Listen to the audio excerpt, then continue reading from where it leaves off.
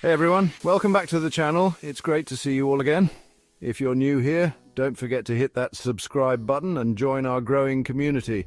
We have a lot of fun exploring some pretty fascinating topics, and today is no exception. Today we're going on a wild ride through the pages of the Bible. Now you might be thinking, the Bible, isn't that just a bunch of old stories and moral lessons? Well, yes and no, sure, it's filled with wisdom and guidance, but it's also packed with some of the most bizarre and unexpected verses you could imagine. Now, I know what you're thinking. The Bible? That's all about love and peace and stuff, right? And you're not wrong. It does have a lot of beautiful messages about love, peace, and kindness, but there's another side to it that often gets overlooked. A side that's full of strange, quirky, and downright weird passages that will leave you scratching your head. Well, yeah, it's got that. But it's also got some seriously weird and wacky verses that'll make you wonder if the authors were sipping on some ancient mystery juice while writing. From talking animals to bizarre rituals, the Bible is a treasure trove of oddities that are just waiting to be discovered. We're talking about flying insects with 4 legs, prophets summoning bears, and even some pretty wild dietary advice. It's like stepping into a different world where the rules of reality don't always apply, and some seriously questionable cooking instructions. Ever wondered what ancient people used to cook with? Well, some of their recipes might just surprise you. From strange ingredients to unusual preparation methods, it's a culinary adventure like no other. So buckle up, buttercups, because we're diving into some of the most ridiculous Bible verses you won't believe actually exist. Let's get started. Grab your favorite snack, get comfortable, and let's embark on this journey together. Trust me, by the end of this video, you'll have a whole new perspective on the Bible and its many hidden gems. Ready? Let's go. All right, first up, we've got Leviticus chapter 11, verses 20 through 23. This is one of those sections that really makes you scratch your head and wonder what was going on back then. Now, Leviticus is basically the Old Testament's rule book, and it's got a lot to say about what you should and shouldn't eat. It's like an ancient dietary guide filled with do's and don'ts that were meant to keep people healthy and spiritually pure. But this verse, this one takes the cake. It's one of those passages that makes you do a double take and wonder if you read it correctly. It talks about flying insects that walk on all 4s. Now, we all know insects typically have 6 legs, right? So, what exactly were they referring to here? I mean, come on, have you ever seen a fly with 4 legs? It's almost like they were describing some kind of mythical creature, or maybe they just had a different way of categorizing insects back then. It's like the ancient writers were trying to invent a new kind of creature in their heads.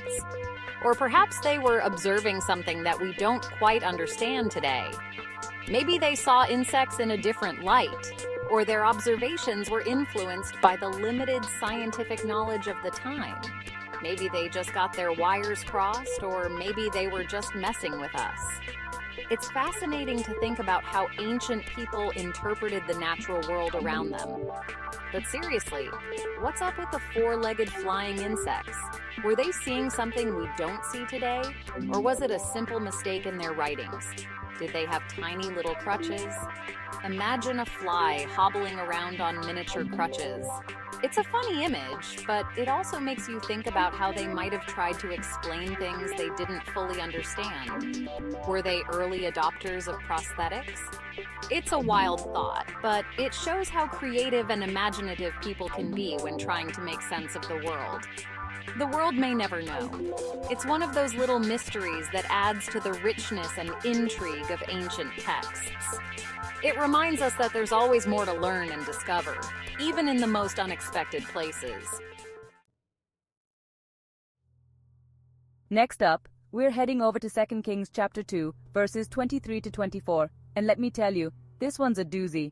It's one of those stories that makes you sit up and go, wait, did that really just happen? So let's dive right in and see what all the fuss is about.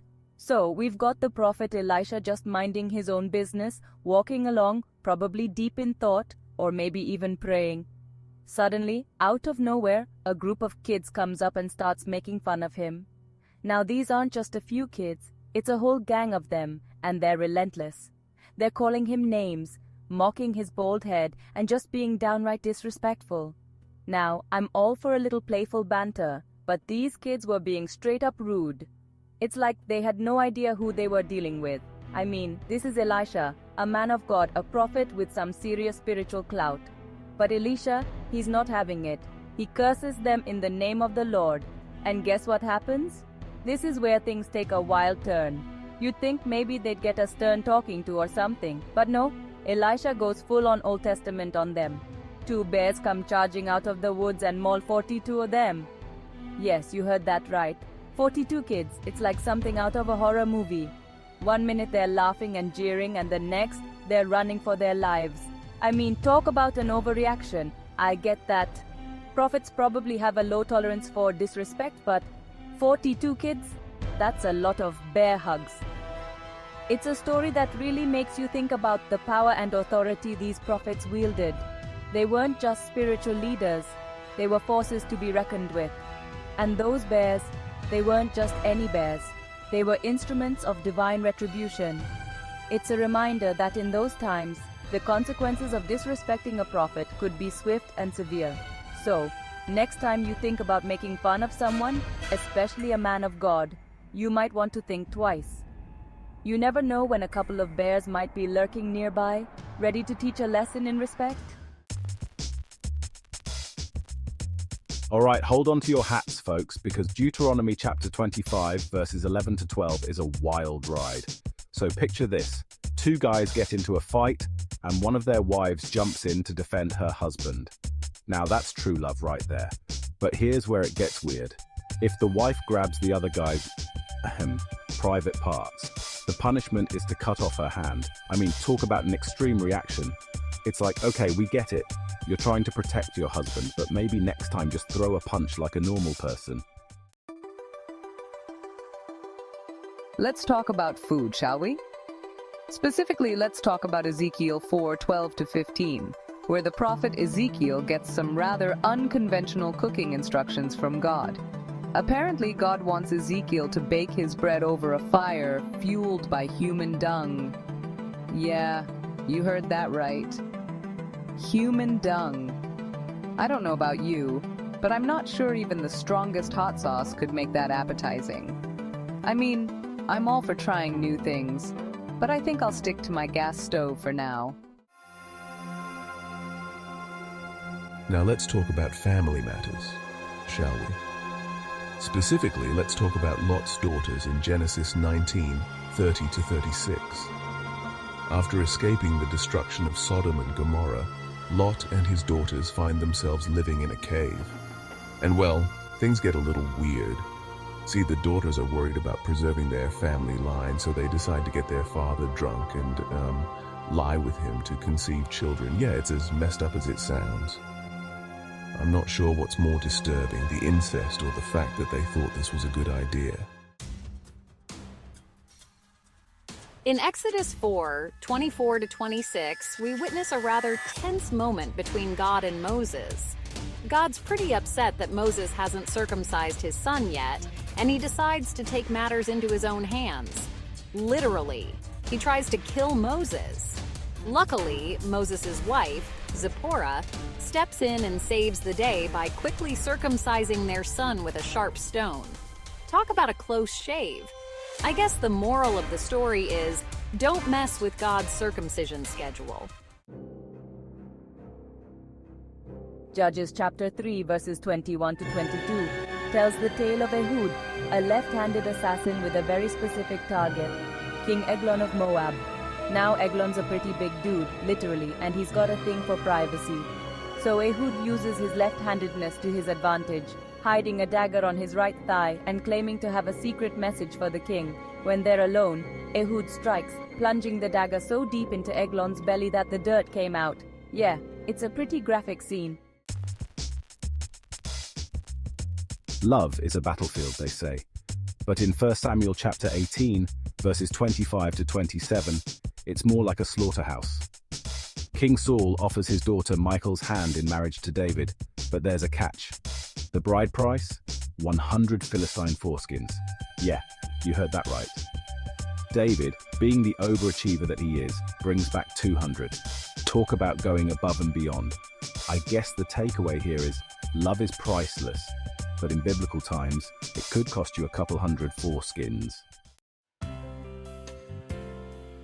Let's be honest, the Bible isn't exactly known for its romantic poetry, but Song of Solomon chapter 4 verse 2 takes the cake for the most bizarre compliment ever. Your teeth are like a flock of sheep that are even shorn, which came up from the washing, whereof everyone bare twins, and none is barren among them. I mean, I guess it's supposed to be a good thing, but comparing someone's teeth to a flock of sheep, that's a unique way to woo someone, to say the least. And finally, we come to Proverbs chapter 21, verse 9, which offers some rather blunt marital advice. Better to live on a corner of the roof than share a house with a quarrelsome wife. Ouch. I guess the ancient writers weren't big on couples therapy. I mean, I get it, living with someone can be tough, but relegating your wife to the roof seems a bit extreme. Maybe they just needed a good couples counselor and a weekend getaway. And there you have it, folks. Some of the most ridiculous Bible verses you probably didn't know about. From flying insects with 4 legs to prophets summoning bears, the Bible is full of surprises. If you enjoyed this video, don't forget to like, subscribe, and hit that notification bell for more fun content. See you next time.